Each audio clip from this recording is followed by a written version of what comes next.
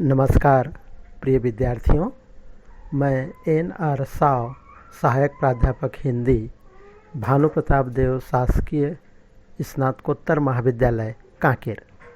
आज हम आपके सामने बात करेंगे एमए हिंदी के चतुर्थ सेमेस्टर के प्रश्न पत्र नंबर 7, जिसका शीर्षक है मीडिया लेखन एवं अनुवाद। इस प्रश्न पत्र के इकाई नंबर 4, जिसका शीर्षक है व्यवहारिक अनुवाद अभ्यास, इसका एक टॉपिक है पदनामों, अनुभागों, दस्तावेजों एवं प्रतिवेदनों के अनुवाद। इस संबंध में आज हम आपसे चर्चा करेंगे। इस चैप्टर को हम 5 भागों में बांटेंगे। पहला है पदनामों का अनुवाद, दूसरा है अनुभागों का अनुवाद, तीसरा है दस्तावेजों का अनुवाद और चौथा है प्रतिवेदनों का अनुवाद और अंतिम है निष्कर्ष। पद नामों के अनुवाद के अंतर्गत सबसे महत्वपूर्ण बात यह है कि किसी भी अनुवादक को पदनामों के स्वतंत्र अनुवाद की छूट नहीं है। इसके लिए भारत सरकार ने विभिन्न विभागों जैसे कि वैज्ञानिक तथा तकनीकी शब्दावली आयोग, केंद्रीय हिंदी निदेशालय तथा शिक्षा और समाज कल्याण मंत्रालय के द्वारा विभिन्न विभागों एवं अधिकारियों एवं उससे संबंधित कर्मचारियों के पदनामों तथा विभागीय अनुभागों का मानक हिंदी अनुवाद करने के लिए दिशा निर्देश जारी किया है। अब चर्चा करते हैं अनुभागों का अनुवाद। इसमें भारत सरकार द्वारा प्रत्येक कार्यालय को शाखाओं और अनुभागों में बांटा गया है। यह बंटवारा सहजता से कार्य निष्पादन के उद्देश्य से किया गया है। कार्यालय की भाषा में शाखा को ब्रांच एवं अनुभाग को सेक्शन कहा जाता है। यहाँ पर कुछ अनुभागों के नाम हिंदी और अंग्रेजी में दिया जा रहा है, जैसे प्रशासन अनुभाग, जिसे अंग्रेजी में कहा जाता है एडमिनिस्ट्रेशन सेक्शन, राजभाषा अनुभाग, जिसे अंग्रेजी में कहा जाता है हिंदी सेक्शन, रोकड़ अनुभाग, जिसे कैश सेक्शन के नाम से जाना जाता है। उसी तरह से चिकित्सा अनुभाग, जिसे मेडिकल सेक्शन के नाम से जाना जाता है। राजस्व अनुभाग को रेवेन्यू सेक्शन कहा जाता है। सामान्य को जनरल सेक्शन के नाम से जाना जाता है। उसी तरह से लेखा अनुभाग को अकाउंट सेक्शन और टेलीफोन अनुभाग को टेलीफोन सेक्शन कहा जाता है। अब हम बात करते हैं दस्तावेजों का अनुवाद। आज केंद्रीय सरकार के कार्यालयों, निगमों, बैंकों, संस्थानों, सार्वजनिक उद्यमों, कंपनियों आदि में अनुवाद किया जाना आवश्यक ही नहीं बल्कि अनिवार्य हो गया है।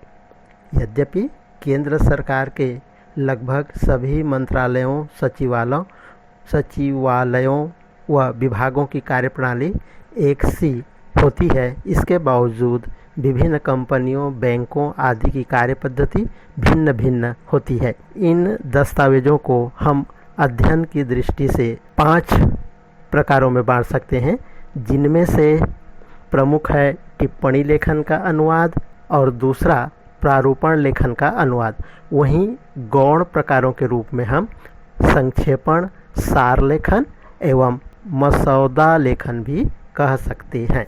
चलिए अब हम बात करते हैं दस्तावेजों का अनुवाद का जो प्रमुख प्रकार है टिप्पण लेखन का अनुवाद। टिप्पण लेखन के अनुवाद को हम अध्ययन करने के लिए निम्नांकित 4 बिंदुओं में विभाजित कर सकते हैं। पहला है टिप्पण लेखन का अर्थ एवं परिभाषा, दूसरा महत्वपूर्ण तथ्य, तीसरा सावधानी और चौथा उदाहरण। अब बात करते हैं, पहला पॉइंट पे आते हैं टिप्पण लेखन की अर्थ एवं परिभाषा के संदर्भ में। टिप्पण का अर्थ है संक्षेप में महत्वपूर्ण बातों को लिखित रूप में उल्लेखित करना और इसे अंग्रेजी में नोटिंग कहा जाता है। यहाँ पर ध्यान रखने योग्य बातें हैं, टिप्पण लेखन को हम अंग्रेजी में नोटिंग कहते हैं। सरकारी कार्यालयों में पत्र विशेष के निपटान करने के लिए उस पर लिपिक से लेकर आवश्यकता अनुसार सचिव, मंत्री या प्रधानमंत्री तक जो संक्षिप्त मंतव्य लिखा जाता है उसे टिप्पण या टिप्पणी कहते हैं। टिप्पण के संदर्भ के रूप में पूर्ववर्ती पत्रों का सार, निर्णय आदि हेतु प्रश्न तथा विवरणादि सब कुछ अंकित किया जाता है।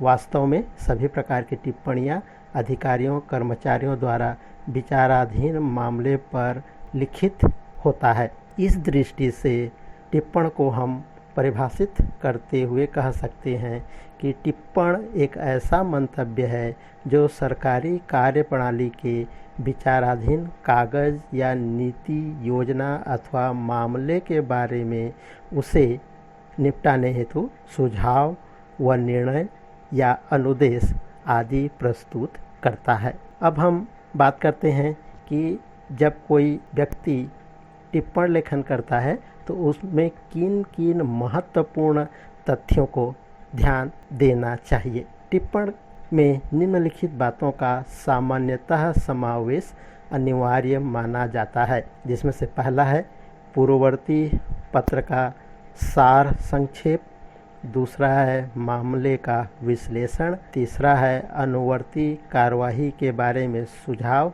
और चौथा है निर्णय के लिए अभिमत। इस प्रकार हम कह सकते हैं कि टिप्पण का सीधा संबंध कार्यपालिका से है।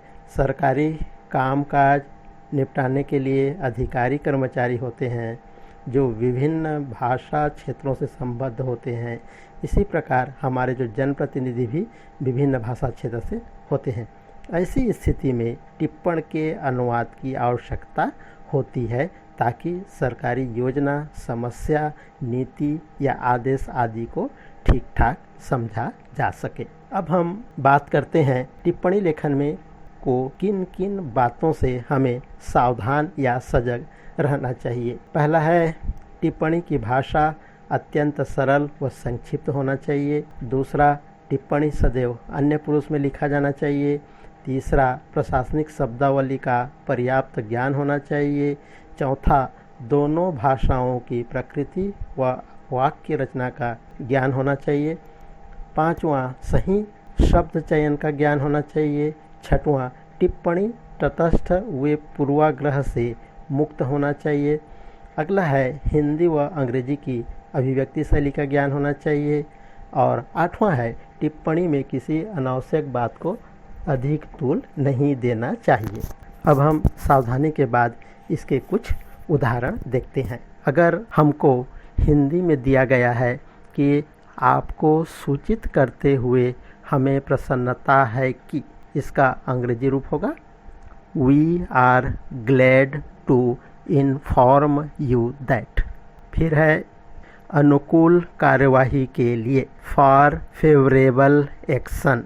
और अगला है आदेश भेज दिया गया है का अंग्रेजी टिप्पण लेखन होगा ऑर्डर हैज़ बीन कम्युनिकेटेड। इस प्रकार ये इसका उदाहरण है। अब हम चर्चा करते हैं दस्तावेजों का अनुवाद का जो दूसरा महत्वपूर्ण बिंदु है, प्रारूप लेखन और अनुवाद। प्रारूप लेखन को अंग्रेजी में ड्राफ्टिंग कहा जाता है। हिंदी में इसे आलेखन, प्रारूपण अथवा मसौदा के नाम से भी जाना जाता है। प्रारूप लेखन का अभिप्राय सामान्य रूप से उन पत्रों, सूचनाओं तथा परिपत्रों से है जिनका उपयोग शासकीय विभागों अथवा व्यावसायिक संगठनों में किया जाता है। प्रारूप लेखन को हम उसके आशय, विशेषताएं एवं सावधानी इन बिंदुओं में अध्ययन करेंगे। जहाँ तक के आशय की बात है तो हम कह सकते हैं कि व्यवहारिक दृष्टि से देखा जाए तो इसका उपयोग सभी सरकारी कार्यालयों में किया जाता है। प्रारूप लेखन में विभिन्न सरकारी पत्रों,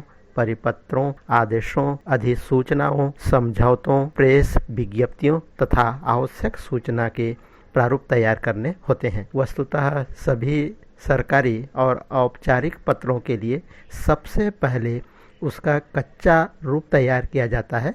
उसके बाद अपने अधिकारी को दिखलाकर उच्च अधिकारी के पास अनुमोदन के लिए भेजा जाता है।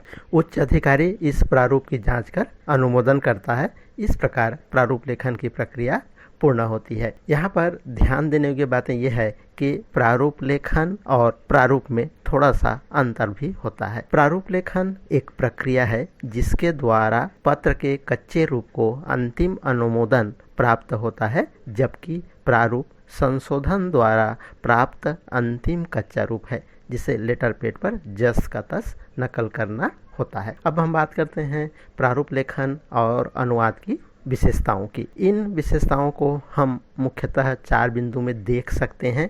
पहला है प्रारूप लेखन की भाषा सरल, सुबोध एवं स्पष्ट होती है। दूसरा, प्रारूप लेखन संक्षिप्त होता है। तीसरा, इसमें कार्यनील प्रणाली का निर्वाह होता है। और अंतिम है, इसका लेखन, संदर्भ आदि क्रमबद्ध होता है। किसी भी कार्य को अच्छे से संपादित करने के लिए कुछ सावधानी की जरूरत पड़ती है। इस संदर्भ में हम देख सकते हैं कि प्रारूप लेखन एवं अनुवाद के लिए किसी भी अनुवादक को निम्नांकित 5 सावधानी की ओर ध्यान देना चाहिए। जैसे पहला है, मूल भाषा के शब्दों का पूर्ण ज्ञान होना जरूरी है। दूसरा, अनुवाद करने के बाद उसकी पुनः जांच करना चाहिए। तीसरा, सही पर्याय चयन की क्षमता अनिवार्य रूप से होना चाहिए। चौथा है, प्रशासनिक शब्दावली का ज्ञान एवं उसका सटीक प्रयोग की क्षमता भी जरूरी है। और अंतिम है, प्रारूप स्पष्ट व सुबोध होना चाहिए। अब अंत में इस अध्याय का अंतिम बिंदु प्रतिवेदन और अनुवाद के संदर्भ में बात करते हैं। प्रतिवेदन और अनुवाद को हम 3 भागों में बांटकर अध्ययन कर सकते हैं। पहले हम उसके आशय के संदर्भ में चर्चा करेंगे, फिर उसकी विशेषता के संदर्भ में और लास्ट में उसके ढांचा के संदर्भ में।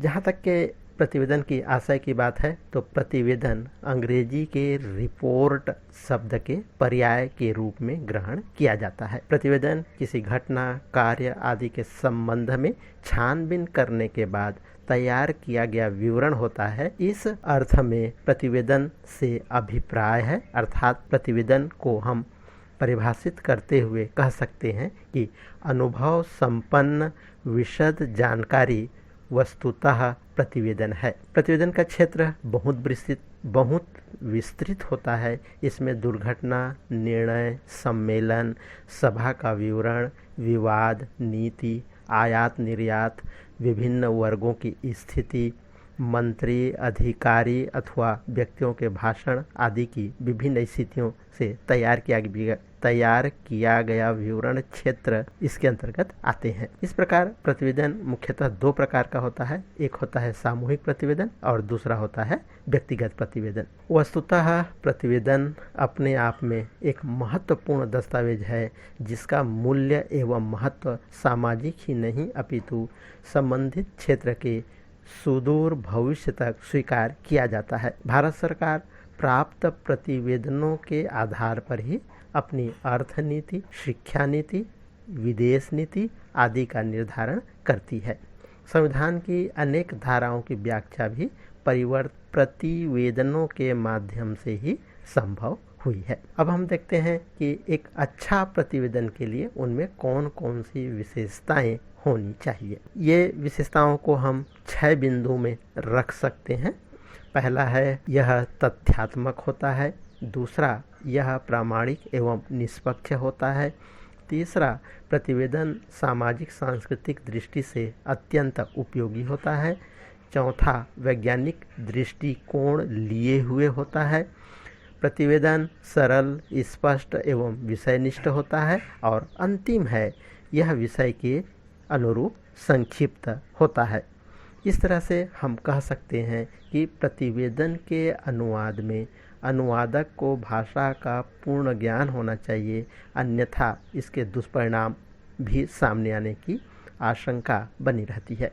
क्योंकि प्रतिवेदन संक्षिप्त होते हैं, विधि सम्मत होते हैं, इसलिए दोनों भाषाओं की प्रकृति एवं शैली की अच्छी जानकारी अनुवादक को होना ही चाहिए। अब हम बात करते हैं प्रतिवेदन और अनुवाद की जो अंतिम बिंदु है कि प्रतिवेदन का ढांचा कैसा होना चाहिए। प्रतिवेदन का उद्देश्य मात्र विवरण देना नहीं होता, वरन समग्र दृष्टि से समस्याओं का समाधान प्रस्तुत करना भी होता है। मोटे तौर पर इस प्रकार का ढांचा तैयार करना चाहिए। इस ढांचा के अंतर्गत हम सर्वप्रथम शीर्षक की बात करते हैं, दूसरा रूपरेखा जिसमें विषय सूची भी शामिल है, तीसरा रिपोर्ट का संक्षिप्त होना, चौथा आमुख, पांचवा आभार प्रदर्शन, छठवां मूल्य प्रतिवेदन, सातवां तालिकाएं, आठवां संदर्भ सूची और 9वां नंबर में हम कह सकते हैं किसी भी प्रतिवेदन में प्रारंभ से